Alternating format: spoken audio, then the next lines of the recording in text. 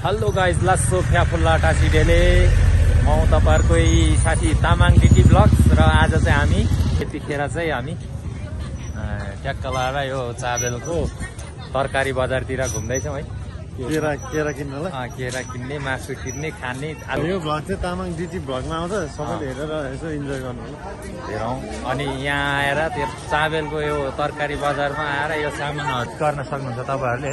एकदम फ्रेस मालहरू आउँछ यहाँ चाहिँ हैन, मालहरू आउँछ, तरकारीहरू भनौँ, फ्रेस तरकारीहरू। यो चाहिँ हामी जाने गेट हो हैन। यो चाहिँ यहाँबाट चाहिँ छिर्ने, अब यहाँबाट बाटो क्रस गर्नुपर्ने हुन्छ हामी चाहिँ हैन। अनि हामी यहाँ चाहिँ बाटो क्रस गर्न पसिरहेको छौँ है टक्कै।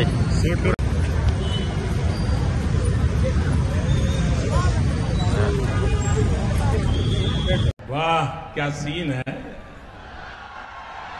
वाह क्या सीन है।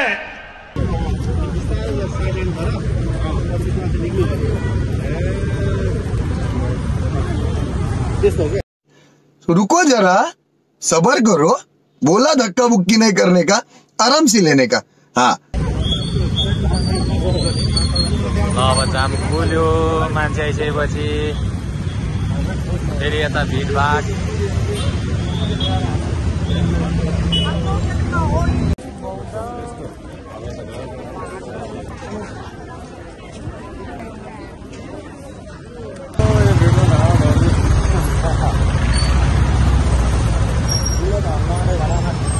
बुलेट हल्लाउँदै के गाइस, बुलेट हल्लाउँदै मात्रै। अरू भनेको चाहिँ बुलेट देख्नु पर्यो, अरू भनेको चाहिँ बुलेट देख्नु पर्यो। यो 3.5 लाखको गाइस, यो सस्तोमा लिएको मैले 3.5 लाख मात्रै। यस्तो छ 3.5 लाखको बाइक। बर्देशको हो हैन।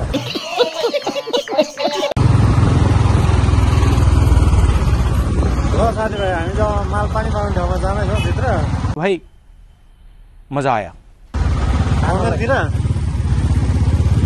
अब हेरौँ ठमेलको दृश्य कस्तो छ।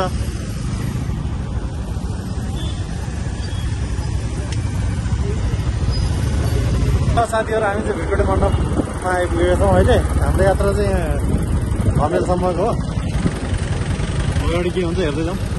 र साथीभाइ, काठमाडौँको अवस्था यस्तो छ अहिले। जाडो मौसम, तातो मौसम छ अहिले। र हाम्रो यहाँ ड्राइभर चाहिँ धावा धोर्जेको बिजोग छ यहाँ, बाइक बिगारेर। यस्तो हालत खत्तम। मेरो हालत यस्तो ल। त्यसले चाहिँ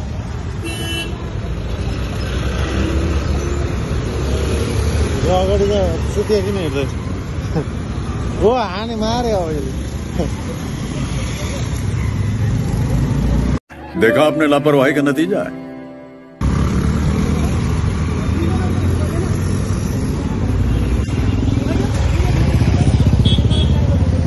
दौड़ यहाँ छ क्या?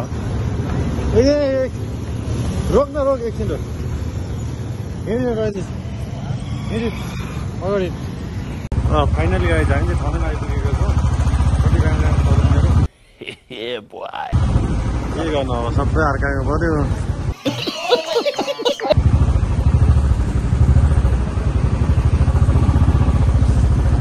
आज हामीको कता जाने हो त? फेरि मोबाइल निकाल्नु न, सबले हेर्छ कि फेरि ल। बाप को भेज, तेरे बस की बात नहीं।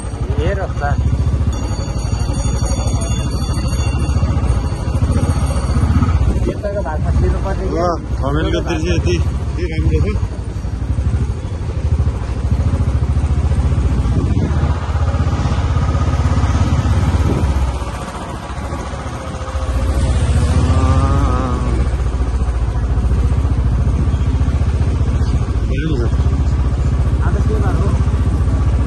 आज मङ्गलबार होइन,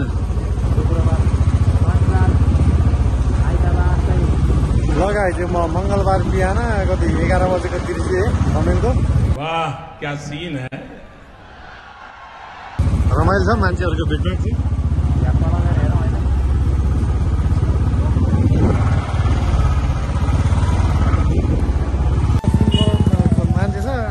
पासपोर्ट त विदेशै छ।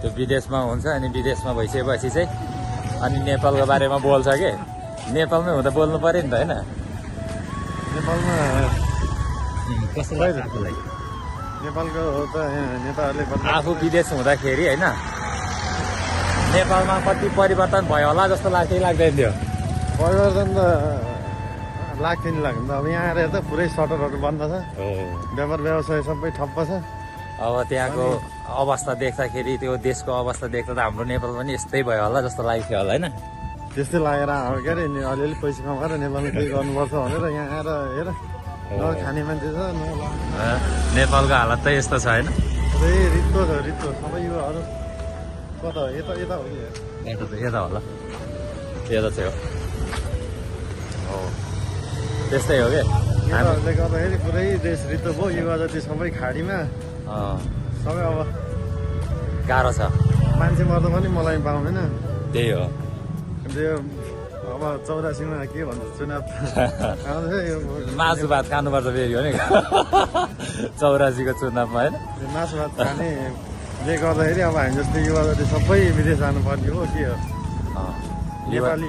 नेपाली नै होइन हामी अब विदेशी हो है अब आफ्नो गाउँको र सबै अरू देशको विकासको लागि खर्चिनुपर्छ अनि नेपाली भनेर कसरी यो देश त अनि कहाँ नेपाललाई त अनि विभिन्न दुईपट्टिको देशले नै कब्जा भइसकेको छ त यो त यसो त्यो के भन्छ नि दुईपट्टिबाट चाहिँ चाइनाले चाइनाको भागबाट चाइनाले चेप्नु खोजेको छ अनि अब उता इन्डियाले चेप्नु लागेको छ अब भित्रभित्र सबै यो देशै बेचिसकेको छ नि अब के भन्छ यो अब बौद्ध भनौँ न बौद्ध यो चाइनाको भइगयो अनि पशुपति इन्डियाको अनि नेपालको हाम्रो नेपालीहरूले चाहिँ नि हाम्रो पशुपति हाम्रो बौद्ध हाम्रो स्वयम्भू भन्छ नि त्यो सब विदेशी हो कि विदेशीलाई बेचिसकेको छ कि कस्तो लाग्छ आफूलाई हो कि होइन त्यो ठिकै पनि हो किनभने अब यहाँ नेपालीले चलाउँदा अब नेपाली हामी छैन नि मैले चलाउँथेँ होला म विदेशमा छु मलाई यहाँ गर्न दिएन नेताहरूले अब आफै हामी नेपाली नै भेडा हो यो अब हामी कस्तो कस्तो नेताहरूलाई त अब ठाउँमा पुऱ्याइरहेको हुन्छ प्रधानमन्त्री हेर कति गफ लाउँछ कति भ्रष्ट छ अब हामीले अब चिन्न त सक्छौँ नि अब हामीले भनेन भने भोट दिने मान्छेले उसलाई जिताउँछ त्यही हो कि अनि हाम्रो त केही छैन कि जमिन केही छैन हाम्रो भन्ने चाहिँ हो साँच्चै हो कि अब मुख्य धार्मिक स्थल जति चाहिँ सबै विदेशीको भइसकेको छ कि अनि नेपाली चाहिँ अब बुझ्दैन जान्दैन नेताले बिताइसक्यो माथि बसेर लाभलुप बेचिसक्यो कि पर्यटकीय स्थल जति अनि नेपालीहरू चाहिँ हाम्रै पशुपति हो हाम्रै स्वयम्भू हाम्रै बौद्ध भनिबस्छ होइन अब लाभलुप लगाइसक्यो हो यो चाहिँ मैले होइन आफैले यसो अनुभव गरेको अब तपाईँहरूलाई चाहिँ कस्तो लाग्छ यो कुरा सही हो कि या गलत हो होइन अब पुजारीहरू विदेशी अब त्यहाँ बौद्धमा गयो भने अब चाइनिजहरूको अर्डर हुन्छ सबै कुरा त्यहाँनिर त्यहाँ अब नेपालीले त्यो नेपालीले हाम्रो हो भनेर त्यो उस गर्नै पाउँदैन कि अब यो काठमाडौँ जस्तो राजधानी जस्तो ठाउँमा नि यस्तो हेर उता अगाडि देख्दैन हो अनि सबै विदेश के हो अनि के गर्ने विरक्त लाग्छ सम्झिँदैन अब नेपालमै बस्न मन लाग्छ नि के नेपालमा आम्दानी छैन आम्दानी पनि छैन नेपालमा बसेर चाहिँ म जस्तो एउटै लुगामा वर्ष बिताउनु पर्ने अवस्था आउँछ कि रुको जरा गाह्रो छ अब यस्तै कार गाडीहरू अब चढ्ने सोख हुन्छ अब त्यो नेपालमा बसेर पुरा गर्न सकिँदैन होइन त त्यसको लागि विदेश जानु पर्यो विदेश जाँदाखेरि नेपालमा नेताले देश खाइसक्यो बेचेर गाह्रो छ हामी अहिले एकछिन हामी अब यहाँ बुलेटमा भाइ आइसकेको हामी चाहिँ अहिले एकछिनमा अब बुलेटमा जाँदैछौँ 15 लाख साट्नुलाई 15 लाख डलर साट्नु डलर बुलेट चाहिँ यो हो टक्क मेरो बुलेट यो हो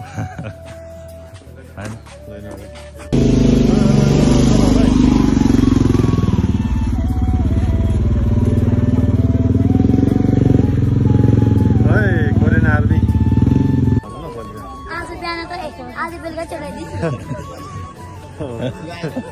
भाग्ने आइडिया भगाउने आइडिया चाहिँ यस्तो हो कि टक्क भिडियो अन गर्ने बित्तिकै सब भाग्छ कि हो कि होइन भाग्यो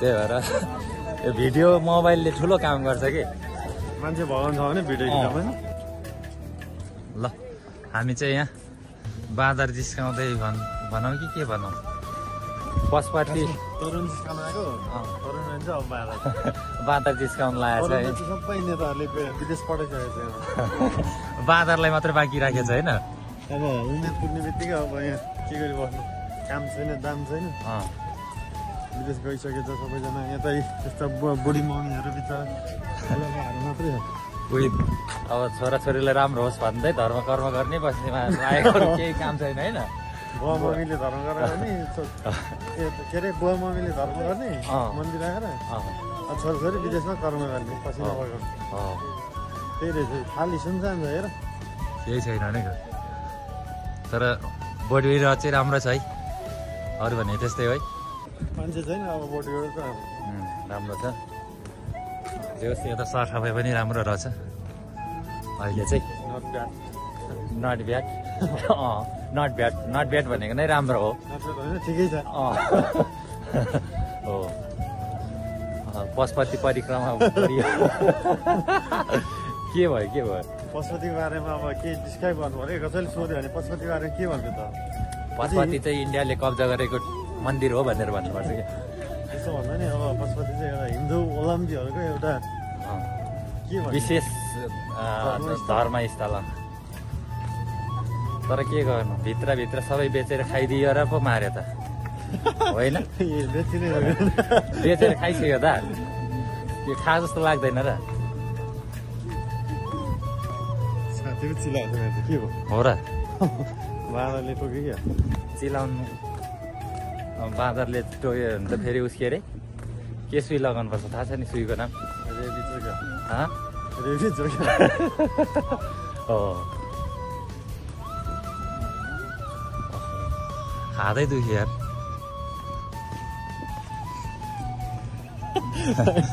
नहाँस यार मलाई हाँस्न मन लाग्छ हाँस्यो भने आयो गर्छ ल ठिक छ हाँस्दाखेरि आयु गर्ने यो चाहिँ कुन टिचरले पढायो तँलाई ए नेपाली टिचर ल ठिक छ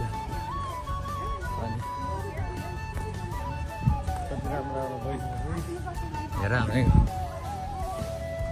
ल है गाइजहरू हिँड्दै आधा रात हुन लाग्यो है हामी चाहिँ अब घाम लाग्छ अब एकछिनमा उज्यालो हुन्छ यस्तै छ है काठमाडौँको घुमघाम बवाल भो ल हिँड्दै आधा रात भयो के गर्ने पनि धेरै बादल भयो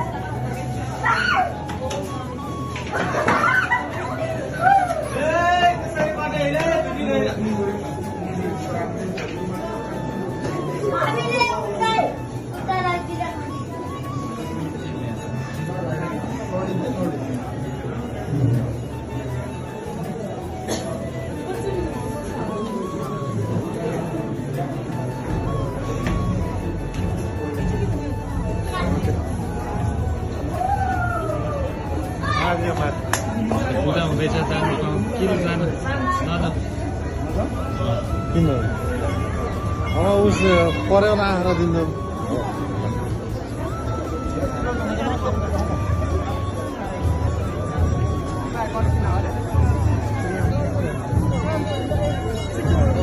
काम